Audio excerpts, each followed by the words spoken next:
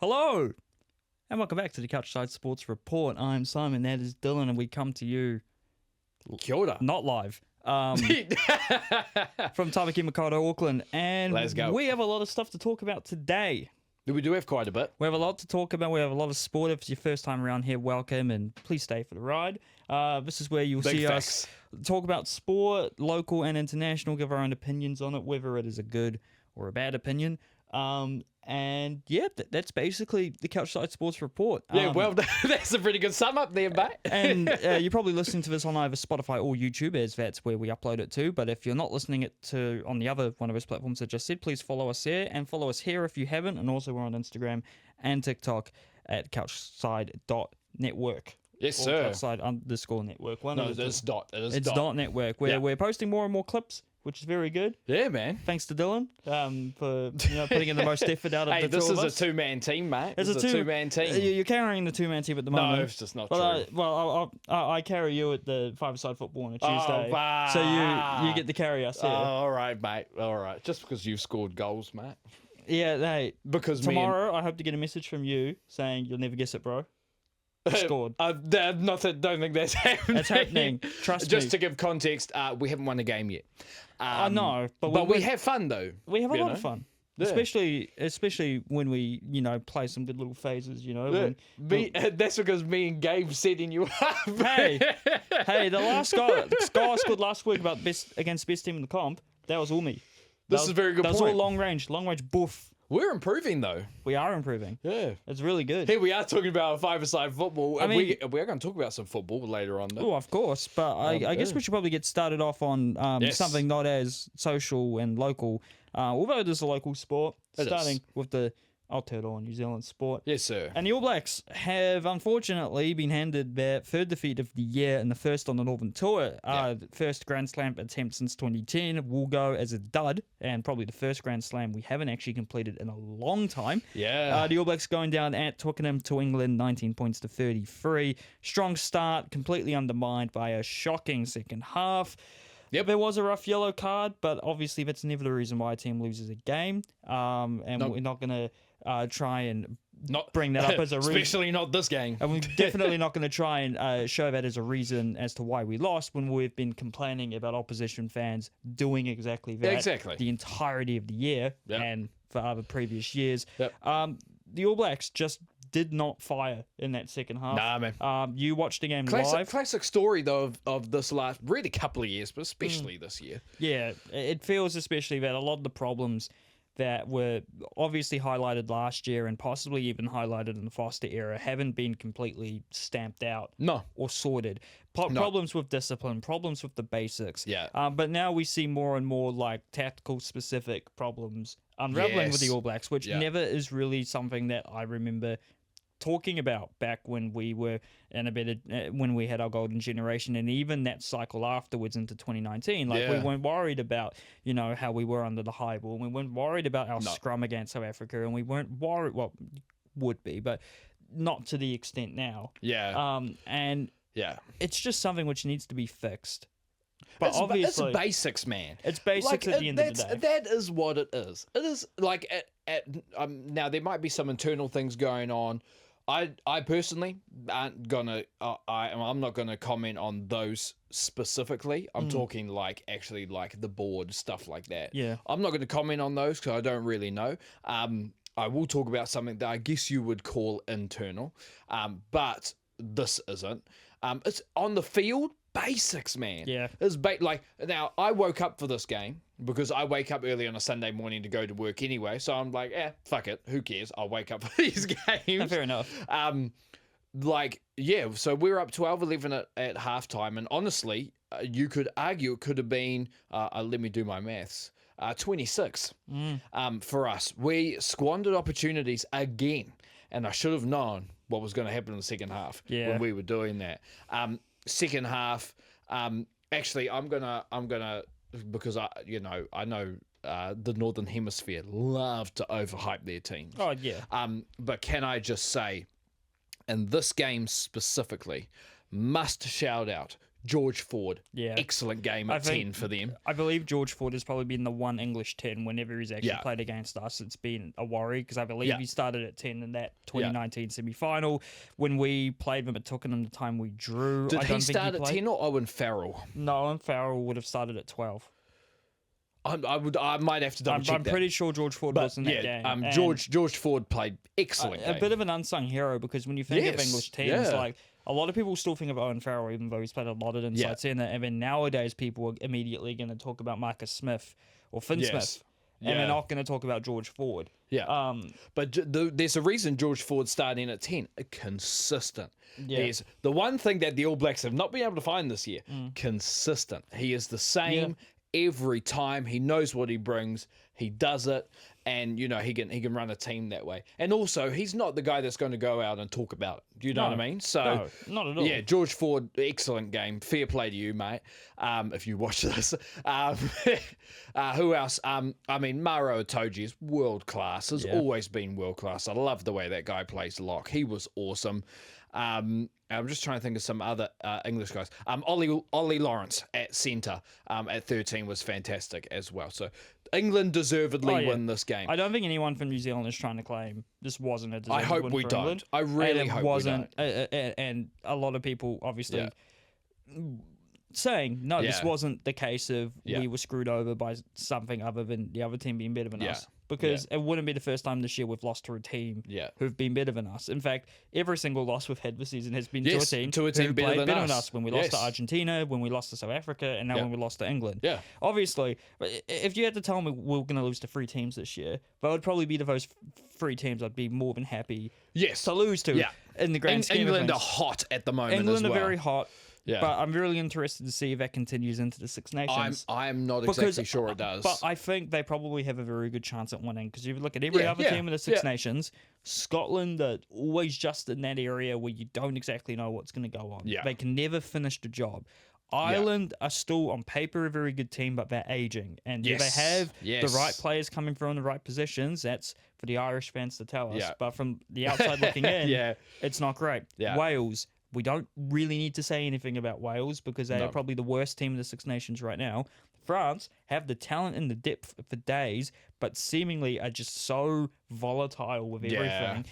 Is them essentially missing an entire international break for their best players a reason for that? Who knows? Yeah. We're not going to debate that. No. We already talked Not about today. that too much earlier in the year. Yeah. I mean, Italy are not quite there. They're probably better than They Wales. have improved though. Near Scotland, obviously they lost. They beat Australia. We'll talk about it later. They did lose to South Africa. But Yeah. South Africa had 14 men, which seems to be the new cheat code for them.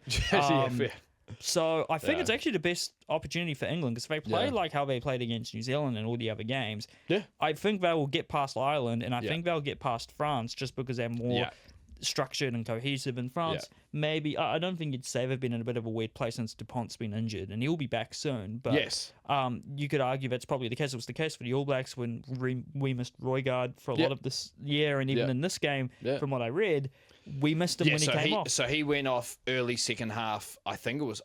Can I be honest with you? I think it might have been a high ankle sprain. Yeah. Which would mean he's out for Wales, and out for the rest of the year. But they only got one game left. But let's move on anyway to talk about the All Blacks themselves, as Yes. we are on the local Yeah. sport. I'll say my piece first, and hopefully you. I'm absolutely sure you I'll can find a way to piggyback off. interject. Yeah. I would talk about the positives first. Right. Quinn Tupaia actually showed he can throw. We have another centre outside of Geordie Barrett that can throw the ball out wide. That's very ideal. That is very ideal for us. Him and Geordie going forward, I think. Yeah. You'd have to say is probably the combination. Yeah, I don't. I know people want Leicester to start at 13. I don't think Leicester's. I think Leicester's a great 23. Yeah. I don't think he's shown it yet to be good enough to start over Tupaia, who's in form right now. Yeah, it's the distribution and the defense. I think in the centres you've got to really pay attention to. So that's why we need. That's another reason why Geordie Barrett and Quinn Tupaia I think are a better pairing. I thought Quinn Tupaia and Leicester, especially Leicester, would be better defensively. They have not been. No. But Quinn Tupaia can throw a ball out to the wing. Happy with that. Yeah. I hope that carries on because in the Scotland game that did not happen. No. Who else was there? in terms of positives. I mean, Cam Roigard, obviously. Cam Roigard was great. Standard. I just. It's really hard to think of positives when you were so. And I don't think you're supposed to. You're not always supposed to find positives in a loss. I think we're just so used to trying to put on a fucking face and go, it's not as bad as All it looks. Let's throw this face off then. Let's get into it. Yeah. Beauden Barrett looked tired as fuck. I mean, let's. Like There's some context here, though, because. Yeah. He had a shocker, and we love Beauden Barrett. We do. I love Beauden. And I still think this year he was the starting team. Yeah, but he had a shocker in this we would have had probably the same general reign of results if Damien McKenzie was starting at 10. Because Beauden would have been coming off the bench. I think Damien's better coming off the bench than Beauden is, but Beauden is better starting at 10 than Damien is. Yes. And a lot of people in general, Beauden Barrett's got to go. And I'm like, well, stop it. I don't think you can get him away, but I do think we kind of do need to just. You said this to me as well. Yeah. You're like you, and I'm going to talk about this at some point as well. Because I think it didn't. It's the first game this year where I actually thought about this. But not this point. But you did message me and say, man, we should just bring in a young 10 and just see what the fuck is going to happen. Yeah, I think we just because that's what South Africa first did with Sasha. I'm pretty sure he first only really played against us in South Africa last year, and us in South Africa is I think not. Sasha did a little bit better than the young 10s that we've got though. No, but even at the same time, domestically, but even in domestically, like. I had not heard that much about him. Like I guess, yeah. I guess, in my opinion, it wouldn't have been like if we gave Ruben Love a start at 10 against France this year. That would have been a more probably like a more appropriate. Even if we started him at, did we ever start him at fullback? I don't think he started for the All Blacks. Yeah, apart from maybe against Fiji or Japan, because I think that's where his more natural position is. Yeah, but like you get my point. But he's played 10 for the Hurricanes. They see him as a potential 10, and if you don't want to give Josh Jacob a chance, then give Ruben Love a chance. Because I think we can't just rely on 2 10s. And can I just say, Josh Jacob, and this is even when Moanga comes back, by the way. Yeah, I would agree with this. But I actually think Josh Jacobs actually played quite well for the All Blacks 15 as well. Rivers Rehana started this last one. Yes. Maybe if he has another season like he did the Crusaders, we'll see what happens. I think Rehana and Jacob, it's a shame. Yeah. I know exactly what NZ Rugby, what the coaches are doing. They don't want to bleed in a young 10 because they know Richie's coming back. Yeah. If they bleed in a young 10, they're not going to play for when Richie comes back, which I think he's going to come back before October, which is official return date. Yeah, for the All Blacks. I think he'll come back before then, so there's no point bleeding in a young 10, and they think Richie's going to fix the problems. I'm just worried if Richie comes in and it doesn't fix anything. It's not. I think it's going to fix little, may fix there's little still things. Issues. I'm like, well, there's going to be issues though. If we had, when you realise that Damien and Beauden were prone to not being consistent at 10, yes, in both 2024 and 2025. Maybe you should have actually started another 10 in a game where it would make sense. If there were heaps of games where it made sense. There would have been rugby championship games this year and last year. I forgot who we played last year at home before the rugby championship, but games then and games against France now. We played England last year in Steinlager series. We did play England. Yeah. And then there would have been games on the Northern Tour last year. We could have, we probably did, but probably only against Japan because that's the only team, and Fiji, the only teams we actually seem to experiment against. Yes. But we should have been doing that. So Richie coming back would have also been a good thing. It's a balance, right? It's a balance. There's no balance. There's no long-term I know balance. I know there's not now. But because we're going to go into 2027 probably with Richie, Beauden, and Damien in the wider squad. Yeah. And I'm probably going to guess from right now, Richie's probably starting with Damien at 23 unless something drastic happens. Yes. Like he's not up to scratch or, any of that jazz. Yep. 2028, there will be no Beauden, there will be no Damien, and there will be no Richie. Yeah, exactly. Those three will be gone. So what's the fucking point of sticking with 3 guys for a whole cycle, essentially? 2 guys, then 3 when one decides to come back, which I don't blame him for taking his time because the yen is the yen. I'm not gonna bet an eye at someone for taking one of those contracts to for why you take those contracts. But for NZ Rugby, you're just shooting yourself in the foot come 2028. And then it's going to be a whole World Cup cycle going into 2031 where we're trying to build up our 10s. And there's probably someone there who's more than capable to be the starting 10 in 2031. Yeah. But they should probably be identified and in the squad now. Now, is it Ruben Love? Could be. Is he playing? No. Should he be playing? Maybe. I think it's more or less. Yes, he should be fucking playing. Even if it's at 15. He just needs game time. You know, but game time at 10 would be great. I think we need to look at Jacob and need to look at Rihanna as well. And I think we also really look, why the hell did we let Harry Plummer walk to Clermont? Harry Plummer should have been someone we kept the thing. Maybe they thought Stephen Perifetta was going to have a good season this year. Unfortunately, he was injured the whole time. Yeah, but he's been injury prone. I hate saying he's been very injury prone for the last few years. They still mention him as like someone who's been out with injury and whatnot and isn't been included in the All Blacks for that reason. But I don't. Is he really that high up the depth chart? I guess maybe he's the third 10 in New Zealand right now, behind Bowden and Damien. But that's also crazy. But that's crazy because he's played 3 games of Super. Exactly. I think only played 1 game starting at 10 this year. Yep. I don't even know if he was starting at 10 for Taranaki this year. No, Josh Jacob would have been starting at 10. Started for Taranaki. Yeah. No, because didn't Stephen move up to Auckland? Yeah, he did. But he wasn't playing at 10 for Auckland. You had Rico Simpson and Peyton Spencer running the show. Auckland went really young. Yeah, I wouldn't say, and the results showed that. Yeah, the results did show that. So I'm looking, and Stephen's not going to start ahead of Bowden next season in Super Rugby. He'd start at 15, but then you've got San Sullivan at 15, you've got Corey Evans at 15, you've got Peyton Spencer who might actually have a run in Super Rugby next year, and then you also have Rico Simpson at 10 in the Blues. I don't know if he'll get much game time personally. So I think Stephen's going to be coming off the bench for a lot of Super Rugby unless they give Bowden a bit of a rest. Out of all the Barrett brothers, Bowden having a sabbatical next year where he's not playing would probably be a good idea. Would make sense, yeah. And I wouldn't be totally against if we have a fit Stephen Perifetta playing for the Blues. Getting off track here because it would put him in contention to actually play for the All Blacks and actually be an option because he's not super young. He's only a couple of years younger than Damien, but it's another option between the 3. Yeah. But I think we need to look at Jacob and Rihanna as well. And this is it's going to be my wider point. I just want to talk a little bit more about the game itself. That second half, Razor got out fucking coached. And I think we're realizing now that there can be a prodigal coach in Super Rugby, and there always is. Yeah. But international rugby is completely different. And you know what's funny? I think I was talking to my dad. Hi, Dad. But I'm just going to search up these guys. Like that international experience is fucking huge. Yeah, and when it comes to it. So I did my research, aka Wikipedia. Yeah. And I went through. So you've got Jamie Joseph now, who's the All Blacks 15 coach. Which I think that means he will be involved with the All Blacks next year. Yeah. So I said to Dad, I was like, let's go through his coaching career. So he was an assistant coach in Wellington from 2003 to 7. Māori All Blacks coach 2006. Coached Wellington 2007 to 10. Coached the Māori All Blacks again 2010 to 12. Coached the Highlanders from 2010 to 2016 when they won the title. Yep.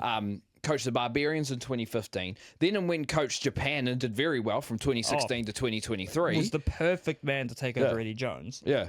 And then coached the Sunwolves as well, 2017 to 18. Is coaching the Highlanders now and coached the All Blacks 15. That's a path that a normal All Blacks head coach would go on. And it's a path where you're testing yourself in multiple environments and you're not lucking into a certain place. And I think what we've seen with Razor is that, yes, he's a talented coach. Yes, he brought that Crusaders team a whole lot of success. Yeah.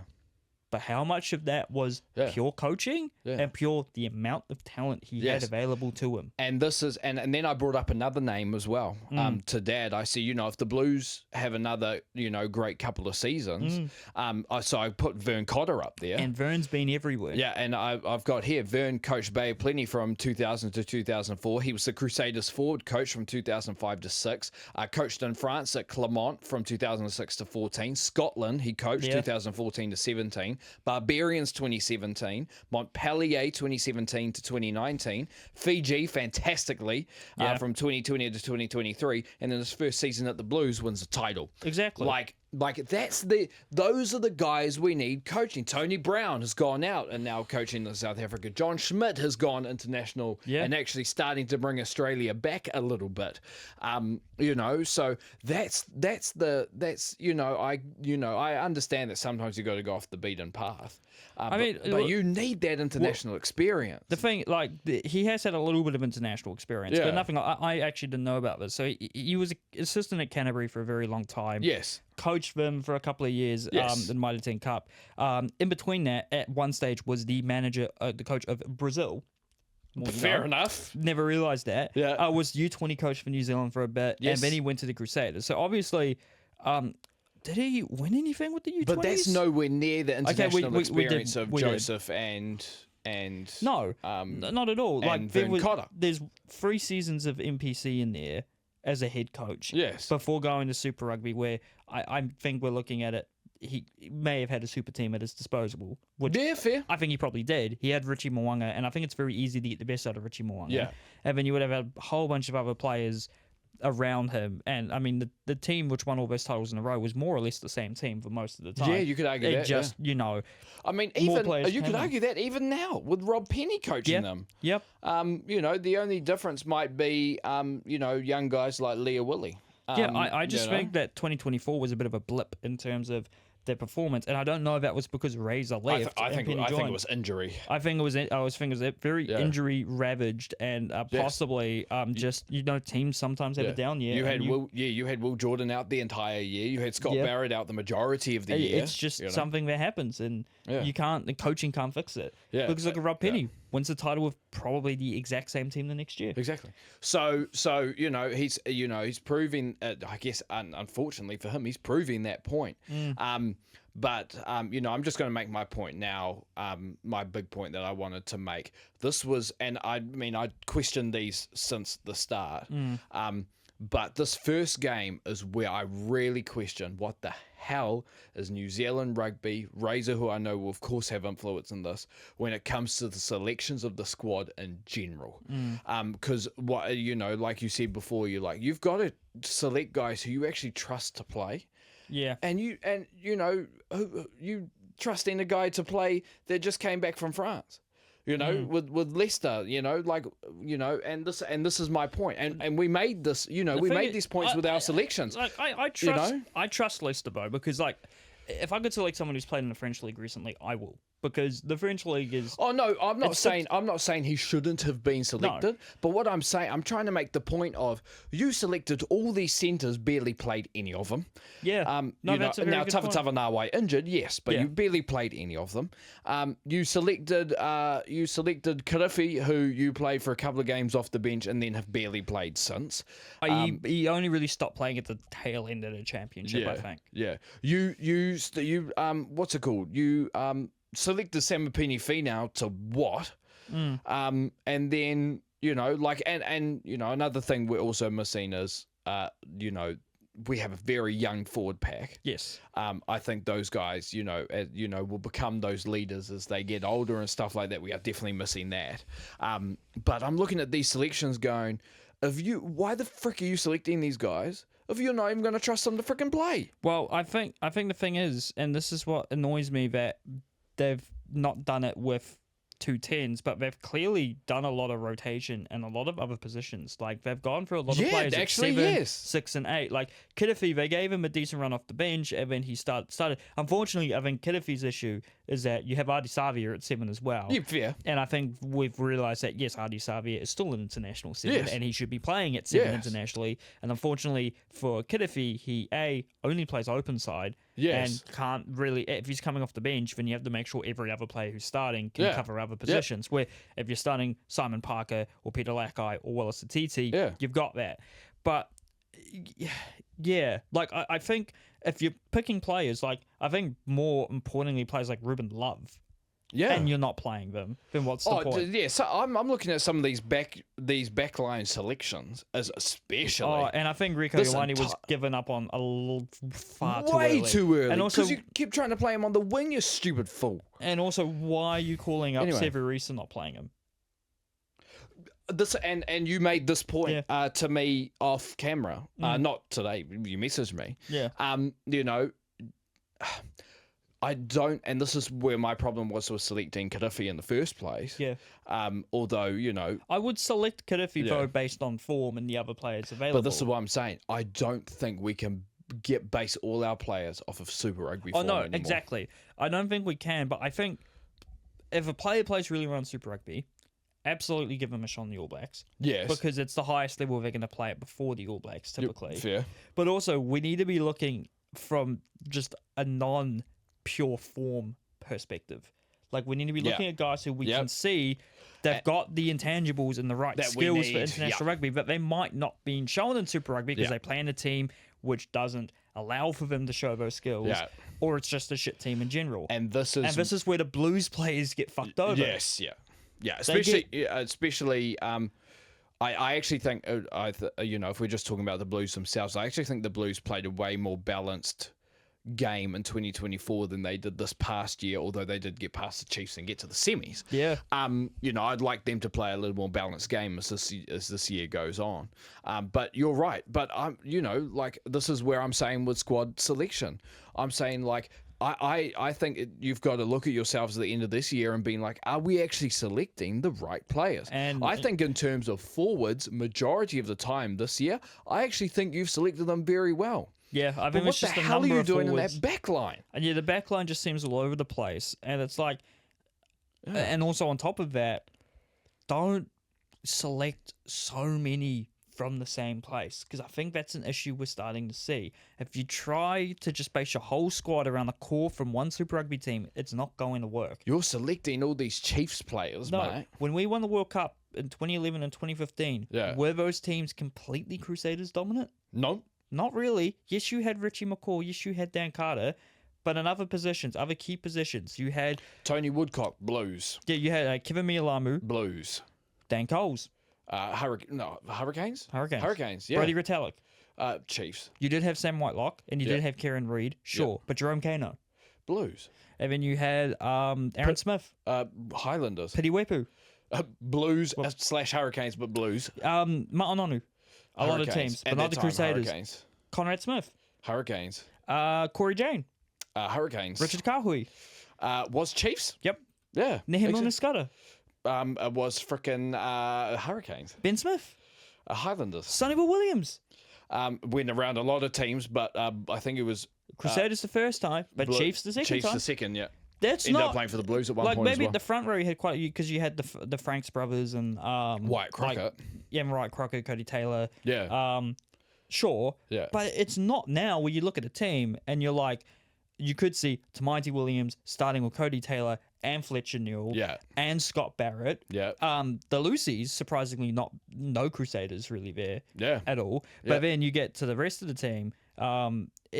It's still like they only recently stopped persisting with Sever Reece. You have Will Jordan.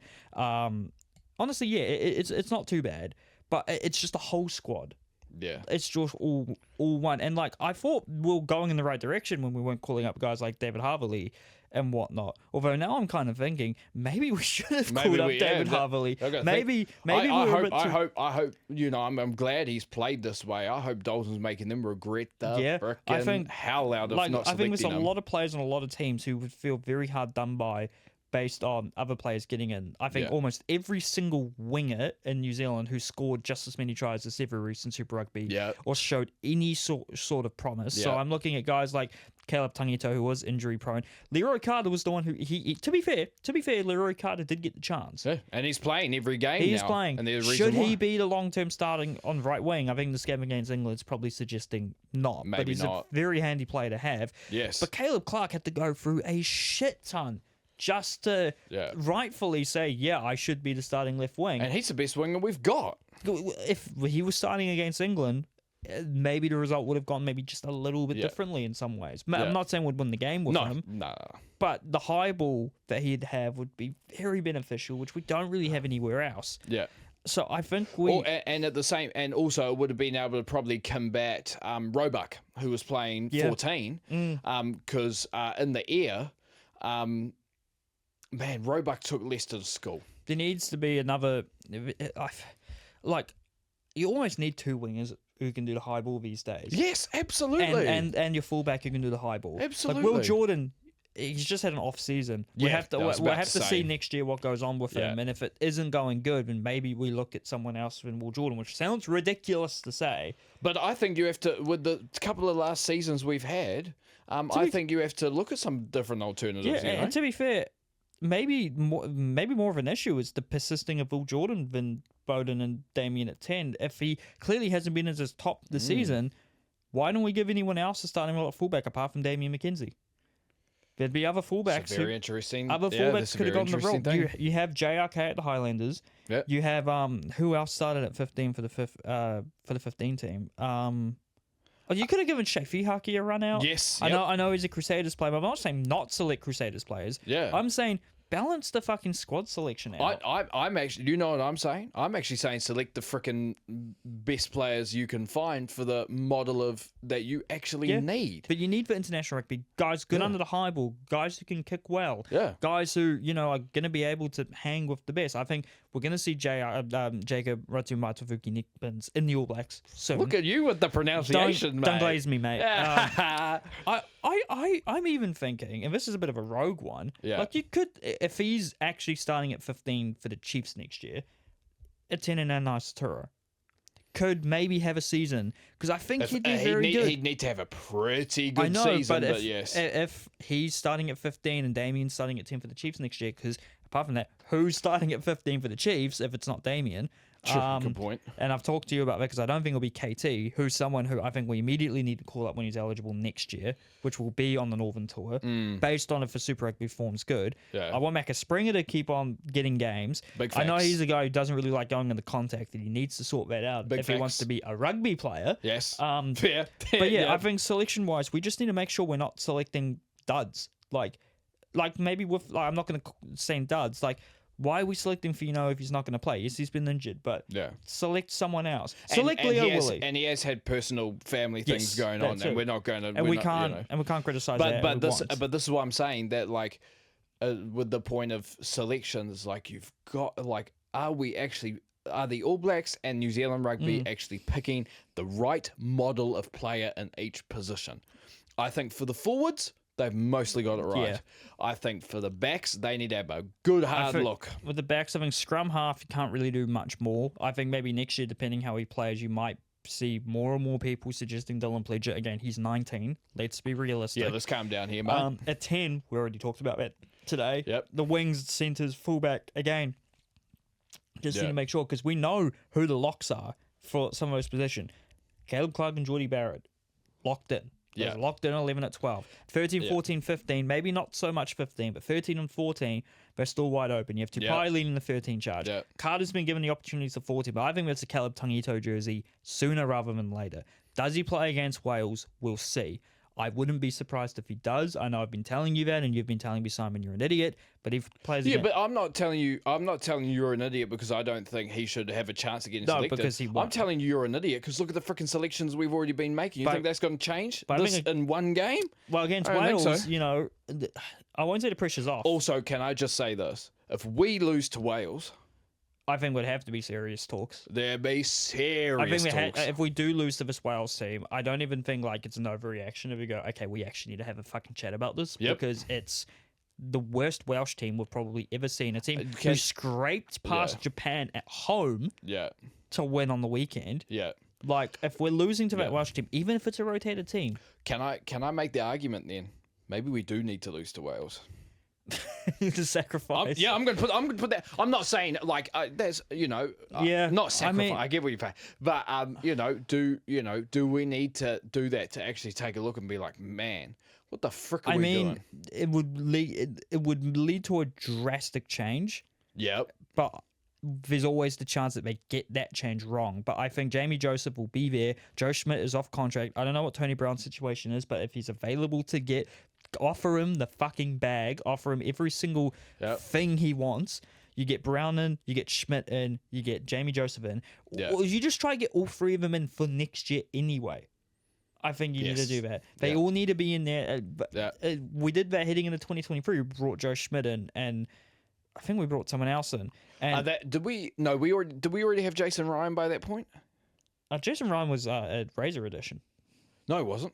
Yeah, he was. Jason Ryan was there with John Schmidt in 2023. Oh, well, Yeah. But we need to make sure we're bringing in guys with international experience, like the coaches, because there's plenty of Kiwi coaches with it. Like your mate Vern and brother Vern. who's the Scottish guy at the Canes?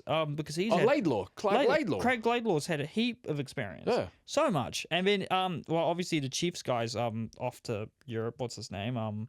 Clayton McMillan, who's now coaching at Munster. Clayton McMillan. But hey, in a couple of years. But that's what I'm saying. He's going out to get the freaking international experience. Exactly. Which I've been saying the entire time. Yeah. So, yeah. I think the writing is there. The next coach hire for the All Blacks has to be someone with international experience. Yep. Big facts. Jamie Joseph, Joe Schmidt, the other name, Tony Brown, although he's not really a head coach, but he's an attacking coach. And Frick, he's we need that right now. Bloody good one. Yeah. We need to make sure all of our coaching appointments, because Jess Fraser had his great reputation to be signed, and I don't know if he actually meddled in the whole point with Foster and his job, but I look at the Foster reign and compare it to now, and I'm like, this is almost worse, because I think we'd been promised a lot more under this, and we assumed, I think. We're like, oh, well, we're not going to have these issues we had with Foster. I think there were a lot of people that assumed that. And I think a lot of people kind of just didn't take into account the disruptions with Foster's reign. It was a COVID reign for 2 years. Yes. Where internationals didn't start until way later, and everything was still very much up in the air on domestically. He had to deal with the players playing in a very slim competition for multiple years. And big clouds under their heads. Like, a lot of players would have had their development stunted in 2020 and 2021. Yep. And Fozzie dealt with that, got some coaching reinforcements, and took us to the World Cup final, where we were very close to. We were within the freaking point. We were in it, and we had 2 penalties that if they'd went over, we probably would have won the freaking game. Yeah, so and we're not taking that away from South Africa. But no, absolutely not now. There was multiple chances that we could have taken that final. Does that change what happens now, though? No, because Foster was always going to leave, because there was always that overarching, well, Razor's got this job in the bag. Maybe we should have really looked at the other options. Yes. Maybe we should have. And there's probably tons of other non-Kiwi international coaches who would also fit in well in an All Blacks environment. I can't really name many who I know would be. And then we could, we'll probably have to end this because we already talked for almost 40 minutes on this shit. Yeah. But now, you can make the argument, is it Razor or is it the coaches he selected around him? Oh my God, we could have a conversation about that as well, for bloody hell. Or is it just New Zealand rugby's incompetence with developing the game here, right? Probably that too, but we don't have all day. And then you could almost talk about and I hate putting it this way because I'm not going to just blame it on one thing, but not having those South African teams here anymore. Yeah, and those young guys. Not I think that was always something there. that we just needed to take advantage of it when we had it, because logistically it made absolutely no sense for South Africa. Yes, and they had every single right to not be in that competition. Yep. And although they travel probably just as far to get to Europe, it does make sense time zone wise, and playing in that European club competition with the teams from England and France as well will do wonders for your domestic league. Yeah, it's going to be an interesting next 2 years for the All Blacks. We don't have any domestic leagues like that near us. Australia has never had a domestic league. Japan's league is not the strongest away from the international players. And apart from that, MLR in America has gone down to 6 teams for next year because all the teams are going bankrupt. We're in a geographical shit position. Yeah. South Africa, to their benefit, do happen to be in the same time zone as Europe and do happen to be a lot closer. And good on them for going there. Yeah, they made that. Look, that's the thing. They saw what they had to do. They made the best out of that situation. There you go, man. They made the absolute best of a situation, which I think does get it still gets put out of context and tries to paint New Zealand and Australia as more of a bad guy. Yeah. Which it was clearly COVID. Like, they didn't want to commit to anything with, a pandemic. They didn't know when it was going to end, And there'd always been rumors South Africa was going to go to Europe. So this Wales game is going to be the most interesting team selection of the year. I would like now that we lost to England. I'd like to see players. I want to see Ruben Love at 10. I want to see. I don't know who's going to play at fullback. I'm guessing it's going to be Damien, because who else on the team will play fullback? No one. Apart from Ruben Love. Jordan there. Apart from Ruben Love, I want to see maybe a couple of guys from the 15s team given a shot if they need to. I think Caleb Tangito is the number 1 contender there. Fucking give Dalton Papali'i a game. I don't care if I'm biased. I think he's he'd make so much more sense in that loose forward pack than some of the guys they're naming. if I know he's taken out of his game, but if Josh Lord's healthy again, give him a run. Give Sam Derry a run. Fabian Holland actually was out. Sorry, it's Fabian Holland. Yeah, they went out sick. Yeah, give him a run, mate. Holland and Derry together. Yeah. Or Holland and Lord together again. Have Derry off the Loose bench, forwards. You could. I'd say don't drop him completely, but have Artie come off the bench because he's been putting in 100%. Yeah, big facts. Roy Guard might be injured, so you'd have Radimer or Hotham there. No, Hotham's not on the squad. Is it Christie? No, I'm not even sure if it's Christie, mate. I'm not sure. I won't lie to you. Who's our third scrum half? Oh, no, it is Christie. Sorry, Christie is there. Christie is there. Yeah, I don't know. Just maybe try and build a team which looks better, but with players who aren't as proven. So I don't know. That's we'll see what happens, man. We'll see what happens. But there's plenty. I mean, there's plenty of other things to go through. Absolutely. I might just quickly go through. All Blacks 15. They did win 45-21 against Uruguay. A bit of context there. This was a second string Uruguay side, and they did actually run us pretty closely at halftime. So that is a very interesting result because this 15s team does have a lot of very solid players. So I think it's promising for Uruguay, but for the 15s, good they got a fairly dominant win in the end. Yeah. Can I do the netball? Because this is honestly freaking madness. Go for it. So now the All Blacks may not have been able to beat England in England, but the Silver Ferns did. The Silver Ferns did win the first game, 61-58. At Copper Box Arena In London. Olympic venue. Yeah, great name. But the second game, which was literally played, I'm pretty sure the day after. Probably. Craziness. I thought they would at least put a day in between.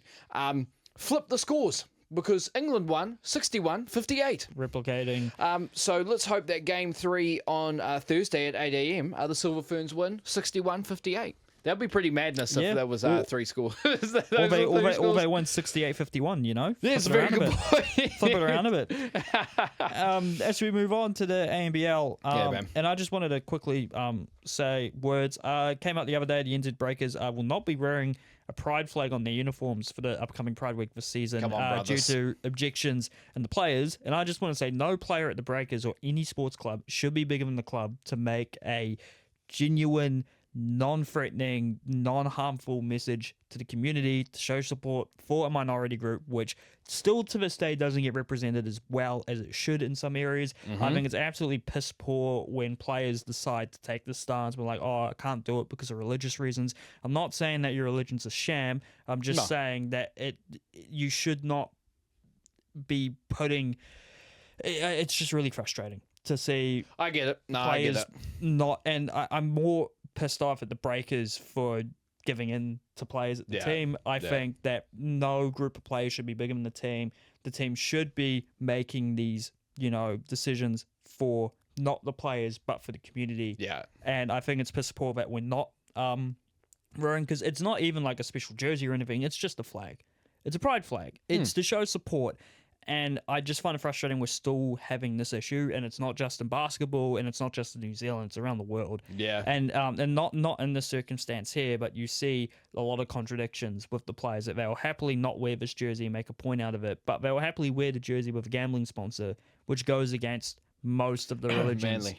Which, Manly's one of them, and I know in football in Europe there's been a couple of players who have just not worn it, and then they happily show a betting sponsor. So I'm like, well, where's the continuity there? So I'm not very happy at the NZ Breakers. Not for the reasons that Dylan was not happy with him earlier in the year. And those points still stand. But I'm not very happy with that decision as a team, and I genuinely hope that they reconsider that decision and kind of tell the other players to get bent in a way.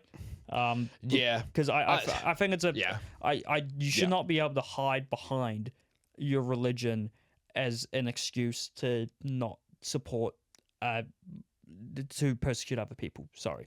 You should not be able to use religion to persecute in any way another group of people for being different. Yeah. Because I think a lot of the time, a lot of people just hide behind religion as an excuse to say that it's not something that should happen. And I think with the amount of, around the world, the stress a lot of those people are going through now, it's not a good look for a whole team to say, we support the Pride round, but we're not going to wear the flag because a couple of players got mad. Like, I think you need better control of your team, and with new owners, I thought we were getting that, but it doesn't look like we are. So Breakers, please be better. Yep, agreed. And also be better on the court, because how are you losing to both the Sydney Kings and the Perth Wildcats? Well, to be fair, both those teams are quite good at the moment. But yes. But focus on the results on the court before trying to make a stance on the social issue, which you should be doing better at. But those weren't the only games. The Breakers did get the win over the Brisbane Bullets, 113-84 as well. Dylan, did you want to run through the other results? Yeah, let's rock and roll, big man. 36ers get win on the road against the Tasmania Jack Jumpers, 97-86. Am I going to say it? No, I won't do it to you. I won't do it to you. If you want. The Southeast Melbourne Phoenix get a win on the road against the Taipans, 101-90. I'm also not going to say it again. Melbourne United get the win against the Brisbane Bullets, 99-93. Not the best Brisbane Bullets around. No. Perth Wildcats get the win against the Breakers, 88-75. Sydney Kings get a win on the road against Illawarra, 98-71 against Illawarra Hawks. And then the 36ers get a win against the Cairns Taipans, 105-101. Do you want me to move on to the next one as well? Oh, absolutely, mate. The Tauahi Women's Basketball Aotearoa. Yes, sir. Let's get into the first one. Tukumanawa Queens took down the Northern Kahu, 84-59. The Northern Kahu have still not won a game this year. Come on, guys. That's also our team. Yeah, come on, guys. Yeah, come on, man. Sorry. There's, come on, ladies. No, guys. I spend the whole fucking 5 minutes getting pissed off at the Breakers, and I call a whole team of women guys. Simon, be fucking better. God. Oh, man. Come on, Kahu. You got this. The Southern Hoiho, they did beat the Tukumanawa Queens, 75-68. And then the Mainland Pokai took down the Tauranga Whai, 68-63. But I will say, look, we've talked about some pretty sad things to start this. I will say this next one is a game that was lost by our team, but I think a major positive in the right direction. Absolutely. The All Whites are in North America for their last 2 games of the season, international break. They played Colombia in Miami, which essentially is a home game for Colombia. About 25,000 screaming Colombians all wearing yellow shirts. And they scored within the first 4 or 5 minutes. It was a bit of a banger, to be fair. It was the third minute. Third minute. Yep. Because I saw it come up on my One Football app, and I was like, oh, shit, here we go. But this was a very promising result for the All Whites. They managed to hold Colombia kind of well, like able to control them a bit, had a lot of chances from their own. Colombia didn't threaten too much. They, like a lot of South American players, teams just felt like they were trying to target the man more than the ball. Gary Mina, Jesus Christ, like I knew of him, but I never really watched a game where he was like playing against the team I support. I realized why people just would always slander him, because he's such a defender where he just gets in the way and doesn't really defend, but gets everything called his way. Falls over, gets a lot. But the All Whites... honestly, I've been having this conversation with my Liverpool fan at work. Don't even get me started on diving and football. Don't even get me started on, what's it called? I can't believe I'm forgetting this. What's it called in basketball? Flopping. Flopping. Don't even get me started, man. Don't get him started. But New Zealand equalised in the 80th minute thanks to Ben Old. I believe this was assisted by Jesse Randall, who, when he came on, looked quite good. And he has been very good in the A-League. And the fact that he's only 23, eh? 23, 22. He's not very old. He's a very good young player. Great option to have on the wing, maybe down the middle too. But Colombia did score to win a very out of nowhere in the 88th minute. Colombia, if we had been in Colombia, that would have been the highest ranked team by FIFA rankings we'd ever beaten in a game. Wow. Beating, we beat Serbia in 2010, I believe. So that would have been the greatest win by ranking in New Zealand history. Even a draw would have been very good. Not as big as the Italy draw in 2010, but not too far off. But the All Whites get a second chance to get some points, although there's not really points on offer. They play Ecuador in New Jersey, in the former Red Bull Arena. New Jersey. On Wednesday at 2:30 p.m. Yes, sir. I think there will be a lot of optimism from the Colombia game, but Ecuador also have a very solid team. They also have a very solid defense. So that is one to look out for. Is that the who's the guy that just signed for Arsenal? Hincapié. Oh, Hincapié, yeah, my guy. Is he Ecuadorian? Yep, and they also have Caicedo. They also have another young Chelsea, about to be Chelsea youngster, Kendry Pires. Who's the Arsenal guy they just signed as? I'm pretty sure centre back. Has a twin brother. Mosquera? He's Spanish Colombian. Okay. I believe he's born in Spain to Colombian parents, Mosquero. Okay. Okay. But yeah, no, there's the Ecuadorian team has a lot of other good players as well. I'm forgetting off the top of my head. Probably still have Enner Valencia starting up top. Yes, yeah. But that's very good from your Whites. And speaking of New Zealand sports teams, the Black Caps versus the West Indies. Before you do this, I'll be back. You'll be back. What have you done? Oh, you got your pillow. Chris. It wasn't Chris. Who was it? Liam. Chris. You got the wrong. I don't care. Liam's going to be offended. Well, And Chris is going to be offended you think he likes cricket. That's fine by me. Liam, let's rock and roll. Give me a cricket, mate. Oh, well, it's a brief one, but the Black Caps are still playing the West Indies. But we're up to the ODIs, and in the first one, the Black Caps won by 7. No, I'm not going to make that joke. What are you doing? I was pretending to go sleep, mate. Oh, fuck. I wish I could go to sleep. Liam, man. I love you, man. Daryl Mitchell scored 119 runs of 118 Bro, he is in balls. some form right now. He is in form. And then... Although I think he just got injured. I probably did. bloody Second ODI is this Wednesday at 2 p.m. and the third ODI is this Saturday at 2 p.m. Shout out to Daryl Mitchell, man. As we move on to the international sports. Liam, we're good now. We're good. In your words, the NFL. The NFL kicked off. Well, not really. Ooh, whoa. It's a big bit. I might have to read out these NFL results after that. I got it. mate. Monday night. From week 10, Packers lost to the Eagles 7-10. Boring. So we move on to week 11. The Patriots versus the Jets. Drake May. Actually, just as you've said, boring. I want to make a point here because I've now have a joke with my once again the Liverpool fan at work that I was chatting about before. Because he knows I watch the NFL, he knows I'm a Steelers fan. Let's go, baby! But he what's it called? But he gets very frustrated with American sport because he's like, why does this take so long? Yeah. So every time I joke with him, because most of the games are on Gabrielle, I Love You on Disney Plus because ESPN's on there. And I always also a lot on TVNZ Plus. yeah. I always say to him, hey Glenn, guess what the timing is of the games? And usually it's 3 hours. And which is like he will always like, does it take so long? I'm like, guess what, Glenn? 7 to 10. Steelers games on. Oh man. So yeah, just different to what we're used to in New Zealand. But I like watching all sports, so I'm gonna watch it. And it gets very good at the tail end of the season, like most American sports when it gets into the playoffs. Yeah, it's a different ball game. Exactly. And it's great to watch. And so it's better when you actually follow the regular season. Yeah, they do it bigger. I'm not sure better, but anyway. Oh no, I know. I still watch my Steelers, man. The Patriots get the win over the Jets, 27-14. They're looking The good Dolphins. Oh my God, they get a win. It is against the Commanders. 16 This to was 13. in Spain? At the Santiago Bernabeu. Yes. And all the American NFL fans lost their mind at the stadium because they had the pitch come off from the ground and whatnot. Yeah, Although, yeah. apparently at all the international games, they grossly underestimate how much food they need in the concessions because they sell out like halfway into the game. Yeah. Because they don't realize how many things Americans buy at concessions during the game. Oh, yeah, for a good point. Which is quite funny. The Jaguars, a massive win for them over the Chargers, which is actually a bit unexpected. 35-6. Yeah, a little bit. Are you sure you didn't get this mixed up? Nope. God. That was, and I'm going to double check now. Good. Go to my guy's tribe. Well, the Bills bet the Bucks 44-32 in a big game for the Bills. Another loss for the Bucks, but they're still one of the better teams in their conference and division. The Jags won 35-6. Unfortunately, my Minnesota Vikings went down to the Bears 19-17, which I believe means the Bears are topping that division. Did Justin Herbert get injured? Possibly.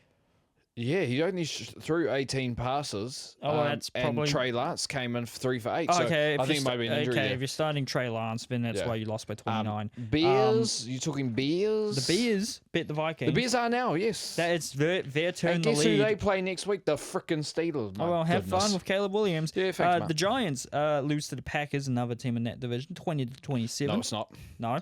No, Giants are NFC East, Packers are NFC North. Yeah, with the Vikings and the Bears. Oh, yes, sorry. Yep, my Listen bad. to my words, Mr. Well, I Courtney. thought you were talking about the Giants being in the stuff, yeah. Anyway, the Texans beat the Titans 16-13. The Panthers beat the Falcons 30-27. Your Steelers, big win over the Bengals 34-12. Big win. Massive win for you. The 49ers thrashed the Cardinals 41-22. The Rams beat the Seahawks 21-19. The Broncos beat the Chiefs. How good, 22-19, and the Ravens get a narrow win over the Browns, 23-16, to put a little bit of pressure on your Steelers in your conference. The Eagles played the Lions today, and the Eagles won 16-9. Whoa, shit. Okay. Also, we're gonna pause it here for a little bit because these are the games that have played. Dylan Gabriel for the Browns goes off, gets tested for a concussion. Guess who comes on? Mr. Shader Sanders. So he's actually played now. He played, throws an interception, gets sacked multiple times. He's a bit unfair. Yeah, I will say, actually, let me preface by saying this. You played in an NFL game. Congratulations. Congratulations. But I think he got sacked a couple of times. I did think he threw an interception. And I think the Ravens players, when they sacked him, went and celebrated by doing a celebration, just throwing up their...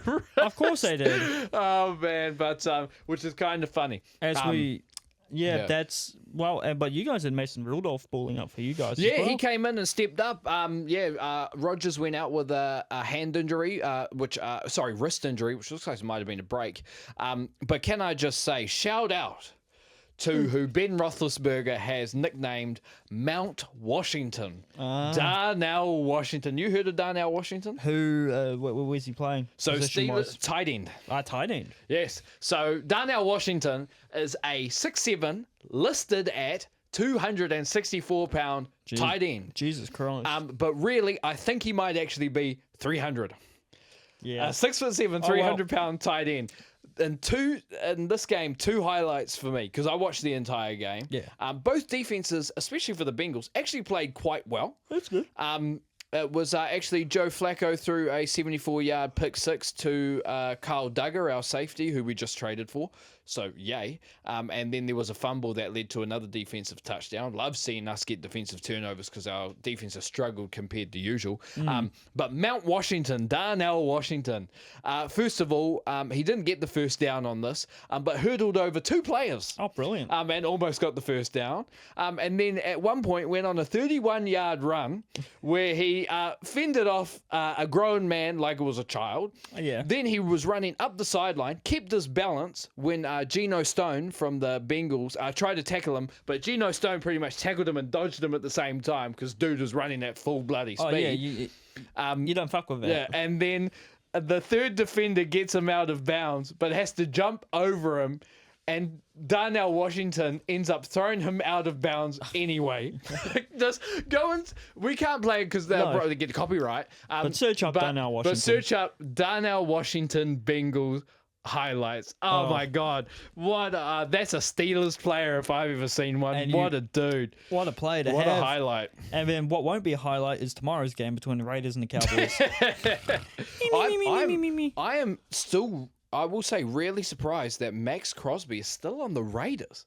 Yeah. I can't believe he's been traded yet, but yeah. Eventually. My guy, Mount Washington. I'm getting hyped now. What? Of course talking about it, I'm loving it. Got to get a Washington jersey now. We have too many tight ends on our team. Don't get me wrong. We need a second wide receiver, which we're not going to. Well, we can't now because the trade deadline's gone. Love the draft. But shout out to Mount Washington, man. Well, do you want to talk about the NBA weekly recap then? Yes, as sir. it continues to just steady on. Yeah, man. So this past week we also had some NBA Cup games as well. But the big thing from this week involves my Warriors. 2 games against the Spurs. Steph Curry goes off for 46 and 1 and 49 points in the other game. Both in wins as well. One was a normal game. One was in the NBA Cup.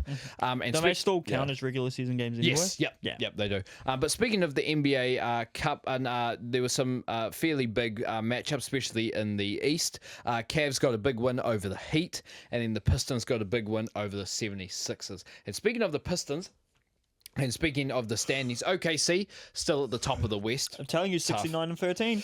Yeah, I've calmed down, mate. And then the Pistons still at the top of the East. Yeah, that's big. And I'm going to double check this now as well. I'm pretty sure that is still the case. Hold on for a second. Yep, Pistons 11-2 at the top of the Eastern Conference, and the Thunder 13-1 at the top of the Western Conference. You. Yeah, calm down, I'm mate. telling it's only you 14 games in. And Hey, then when it's 82 games, and I'm going to laugh. Yeah. And then in terms of the West, in terms of the bottom teams, the Grizzlies, Kings, Mavericks, and Pelicans, I believe, are all pretty much on the same losses. Yeah, so Mavericks 4-10, Grizzlies 4-10, Kings 3-11, Pelicans 2-11. And then in the East, the Nets are on 11 losses, the Pacers and Wizards are on 12 losses. Surely losing 1 point guard and 1 OK center does not make the Pacers this shit. It's kind of nuts to see them go from an NBA Finals team to this. That's pretty rough. Hopefully But, Tyrese can. we're definitely moving on to the next thing because you've got a lot down on this one, mate. This will be pretty easy to ramble through based on, despite how much paper this section has used. But World Cup qualifiers for the FIFA World Cup next year are coming to an end, and Europe has confirmed a number of new teams.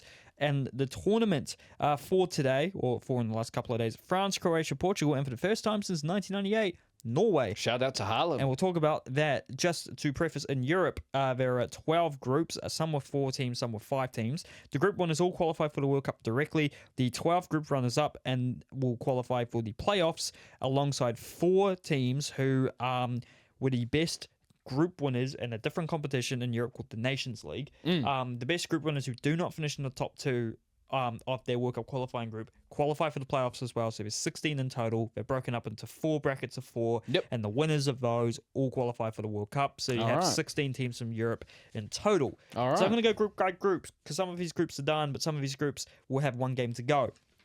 We start off with a banger. Group A, Germany versus Slovakia. Tuesday morning, so when this podcast is out, 8:45. Both teams are tied on 12 points, with Germany leading on points difference. The winner will qualify for the World Cup. The loser will go to the playoffs alongside third place Northern Ireland, as they were one of the best Nations League performing teams, and Luxembourg are eliminated in 4th.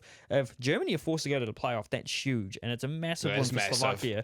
A lot of European fans are complaining that European qualifying is too hard, because they're saying Germany has lost 1 game and now they might not qualify for the World Cup directly, but Brazil lost 6 games and they're at the World Cup. That's pretty off. That does, on paper, that sounds off. But at the same time, South American qualifying, everyone plays everyone twice in a round-robin format. Yeah, just a good point. And in Europe, you have to be split up into different things. Yeah, because there's a lot. It's a different format, and that's what happens when you have so many... Yeah, I get that. Groups. It's just you can't really compare the two. Yeah, fair. In Group B, Switzerland have basically... Oh, you've got a phone call. Yep, that is... I'm going to hold off on that because we're recording. No. So carry on. Well, if it's important, you can answer it. No, do it. No, honestly, and we got 1 more sport left anyway. Sure. Well, I'll be extra quick then. Switzerland have basically already qualified. They're 3 points clear of Kosovo with goal difference... with 11 more goals than them on goal difference. So they play each other in Kosovo on Wednesday, but this will be a Switzerland win. Kosovo will qualify for the playoffs. Slovenia in 3rd is eliminated, but Sweden in 4th is in the playoffs because they were one of the best Nation League groups. They've only got 1 point from 5 games, though. So not doing great in qualifying, but they'll be in the playoffs and might still sneak a place. Group C, Denmark and Scotland have locked in top 2 with Greece and Belarus eliminated. Denmark would have qualified, or basically qualified, if they did not have a shock 2-2 draw with Belarus on the weekend, which was great for Scotland because they had lost to Greece. So Denmark leads Scotland, but Scotland hosts Denmark on Wednesday at 8:45. Denmark will qualify with a win or a draw, but Scotland need a win to qualify directly for their first World Cup since 1998. In Group D, the group is done. France only drew 1 game and won 5 to top the group. Ukraine is second to qualify for the playoffs. Iceland and Azerbaijan are eliminated alongside Greece and Belarus in the other group. In Group E, Spain lead Turkey by 3 points, while Georgia and Bulgaria are eliminated. Spain do host Turkey on Wednesday at 8:45, but they have a better goal difference by 14, so they're basically locked in that World Cup place. So we'll see Turkey in the playoff. Group F, and this is where the massive amount of just batshit craziness happens. Portugal are through after a 9-1 thrashing of Armenia. However, CR7 was red carded in the game before. I did hear about that. And a 2-0 loss to Ireland, which gave Ireland a last gasp chance at qualifying, but they needed to beat Hungary in Budapest, which was a massive tough ask. But in the 90th plus 6 minute, Troy Parrott, who scored twice against Portugal the previous week and had already scored twice on the night against Hungary, scores a 3rd for Ireland. Aye. 3-2 win, a hat-trick for him, 5 goals in 2 games. Yeah. Ireland leapfrog Hungary into a playoff spot. Wow. Leaving Hungary and Armenia eliminated from World Cup qualifying. CR7's Wow. red card does mean that he will miss at least one World Cup game next year due to suspension, which, come on, mate. And that was his last World Cup qualifier as well. So what happened with the red card, though? Oh, he just, like, shouldered someone in the head. Yeah, that's pretty bad. That's pretty bad. Not great. Because they banned him for like 5 games. It'll be a pretty bad banning, yeah. Yeah, but And the competitive wonder, game. no wonder why. They had to be competitive internationals, not friendly internationals as well. Yeah. In Group G, the Netherlands and Poland have locked in top 2, while Finland, Malta, and Lithuania are eliminated. Poland can technically overtake the Netherlands, but they would need them to suffer a huge loss to Lithuania, which is unlikely. Yeah. In Group H, Austria are 2 points clear of Bosnia and host them on Wednesday at 8:45. Austria only need a draw to qualify directly, but Bosnia can snatch a win. They will qualify instead, but Austria would still get a playoff place, as will third place Romania due to their Nations League positioning. Cyprus and San Marino are eliminated. Group I, Norway There you go, have man. qualified. Very good team on paper. Obviously, have Erling Haaland and I Martin was about to Odegaard. say, like, I'm just thinking, would they have had Oscar Bob playing as well? Yes, Yep. it's great talent there. Very talented team. They've confirmed their qualification with 4-1 whopping of Italy in Italy, which means meaning Italy, who hasn't qualified for a World Cup since 2014, Which is crazy. need to go through the playoffs again, just like in 2022 when they lost to North Macedonia. Israel, Estonia, and Moldova are eliminated. Before we move on to the next group, because we talked about this off camera, I don't know how Italy are doing this bad in internationals. Yeah. Because they have talent. They've won a Euros recently. Yeah. They just shit the bed of World Cup qualifying. It's so weird, though. They can't handle it. I don't know why. I mean, you're talking about Donnarumma, Bastoni. Is it Bastoni? Bastoni, Barea, Tonali, Berardi. Yeah. It's a My lot boy Barani, Sassuolo, there's a lot of very talented players who man, I find that weird, really weird. It's strange. Anyway. In Group J, Belgium lead North Macedonia and Wales by 2 points, but have a much better goal difference than both teams, and they host Liechtenstein on Wednesday at 8:45, so their place is basically guaranteed. Both North Macedonia and Wales will play each other, but I believe both will qualify for the playoffs due to their National League's positioning. Nations League, yeah. Kazakhstan and Liechtenstein are eliminated. In Group K, England complete the perfect qualification campaign. 8 wins, 8 games, 8 wins. Tuchel doing the job. 22 goals scored, 0 conceded. Albania pipped Serbia by a point to qualify for the playoffs. Serbia, Latvia, and Andorra are eliminated. And finally, in Group L, Croatia have already qualified with a game to spare. The Czech Republic have also already locked in second. The Faroe Islands, which I've written down here as Faroe Ireland, have been eliminated with Montenegro and Gibraltar.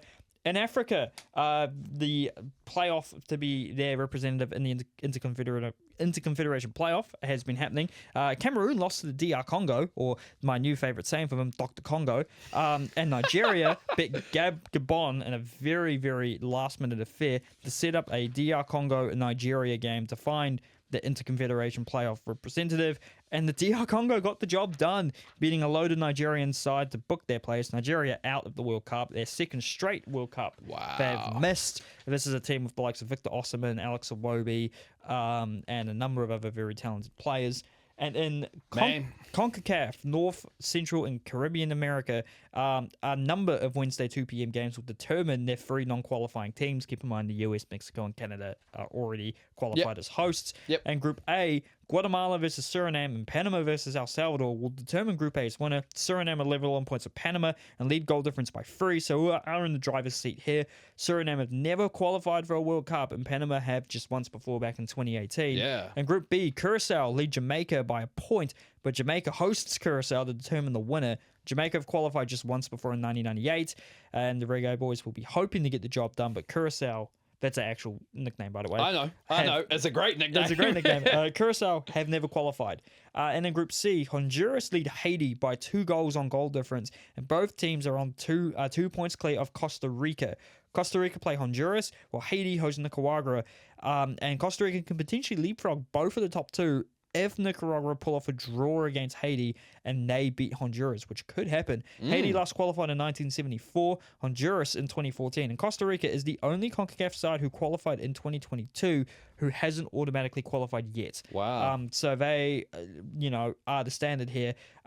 But to do with that, the two best second-place teams in those CONCACAF groups will qualify for the Interconfederation Playoffs, which will be held in March. They'll be joined by New Caledonia, Dr. Congo, Bolivia, and an Asian team, which will be the winner of the UAE versus Iraq on Wednesday at 5 a.m. So we will know by the end of Wednesday who the Interconfederation playoff teams are. You don't need to high-five me. No, but if you are watching this right now, I can only click because I have to hold the mic. Let's give a round of frickin' applause. Could have just clapped the cheeks instead. Sorry. Clip it! Sorry. Clip it! Sorry. I didn't know you were that lonely. Round of applause for this man. It's getting pretty bad. I've got cerebral. No, sorry. Whoa. No, you're making it worse. No, carpal tunnel. No. Clap. Nah, let's give a round of applause for this guy right here. Not for what he just said, but for that breakdown of that football. Carpal tunnel. That was carpal tunnel. Not the other one. Carpal tunnel. I love this podcast, man. I love that we're having some fun. I'm done. Since you're done, I'm going to move on to the international rugby, which will be the last thing we talk about. I need my dinner, there were quite a few international rugby games, of course. Georgia beat Canada 38-17. South Africa go down a man again. Doesn't matter. They beat Italy 32-14. USA beat Romania 26-18. Portugal beat Hong Kong 58-12. I'm not mistaken. Hong Kong are qualified for the World Cup. Yes, they are. Shout out. England just beat Spain 29-25. Speaking of just beat, Wales just beat Japan. It was a last-minute penalty, I think, as well. 24-23. Ireland put the whooping on Australia. Was close in the first half. 46-19. Speaking of whipping, the centre for Fiji put the whipping on the French guy into the goalpost. Although they did lose 34-21, and you actually messaged me and you were like, "My goodness, Fiji are in this." I barely watched it after I turned it on because I had to do the vacuuming. Yeah, fair enough. It is unfortunate, but shout out to Fiji. And I've said this to you before as well. Those, Samoa, Tonga, Fiji. If whoever is able to find structure to play like a structured game first, they're going to make some noise. Fiji already did that in 2023. I hope they do it again this year. Absolutely. And then this is a game I actually watched this morning as we're recording, which is a Monday. Argentina were down 21-0. To Scotland, we're down 24-12 at one point, and made a huge second half comeback to win 33-20. Huge comeback.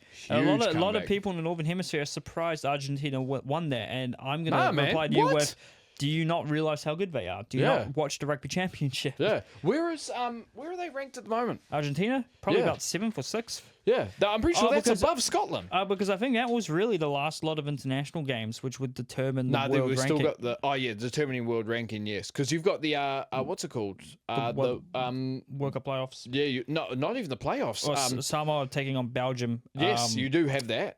For a place in the World Cup, essentially. It's, what am I talking about? I'm talking about the, what's it called? When the groups get decided for the World Cup. Yeah, the draw, yeah. Argentina are 6th. Yeah, 6th. Even Australia's above Scotland. Yeah, Scotland are 9th. Yeah. What are you guys smoking? So, that's banned. Scotland are 8th. Fiji are 9th. Hold up. Let me double check, because I see Australia are 7th, and with the World Cup coming up, I don't know if it's the top 6. Are they in that 2 group? Yeah, it is the top 6. It will be it will be pots drawn by 6 teams, and so you want to be in the top pot. Wow. Does that mean Australia still get in it because they're the hosts?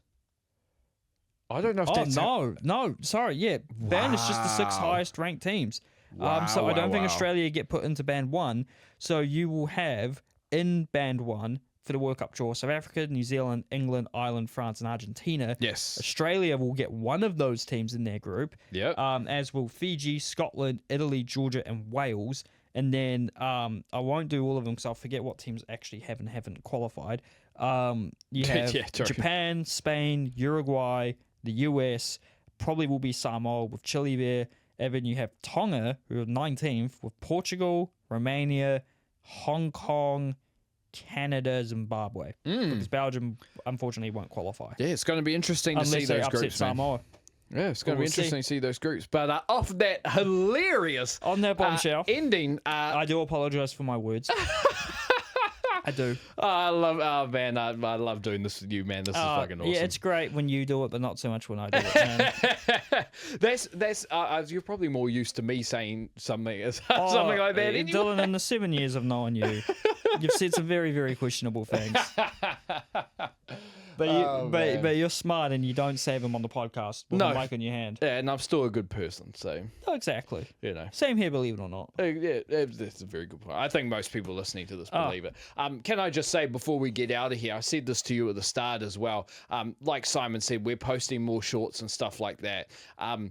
For us, huge. 1.7K on our short about Red Bull and Formula One. Thank you. Thanks, That's guys. freaking awesome. Love the love. Yeah, I'm going to thank you watching and the algorithm as well. But, Thank you, Mr. YouTube. yeah, but yeah, that's awesome for us, man. So That's great. we'll keep rocking with that. I'm going to say we'll probably have about 3-4 episodes left until the end To of the the new year. year, yeah. But we haven't really even discussed No. when we're taking a summer break. Yeah, well, I'm sure we will discuss that after this is done now. Will we record on the 22nd? Who knows? We'll see what happens. Probably not on the 29th, Yeah, and I'm I'm gonna- guessing not on the Yeah, I'm going to have to do some shopping by that point. not the 5th of January. Yeah, But I'm going to have to do some shopping, but on the 22nd. chop. But with that being said, thank you so much Thank for you. watching, for listening. Go follow us on TikTok and Instagram at couchside.network. If you're not already and you're watching this on YouTube, like, subscribe, comment. If you're watching this share it. If you share it, if you're watching this on Spotify, give us a follow on there as well. Simon, thank you very much. Thank you this very is much. always fun talking smack shit and sport It's great. on the CouchSide Sports Report. And as we usually do, lead us out, mate. Every like on the YouTube video is a goal Dylan will score at five-a-side football tomorrow. You won't even be anyway besides the point. Yeah, so you can lie to me if you want. Lead us out, man. Come on. On that bombshell, thank you very much for watching. And as we say every single week, couch side out. CouchSide out.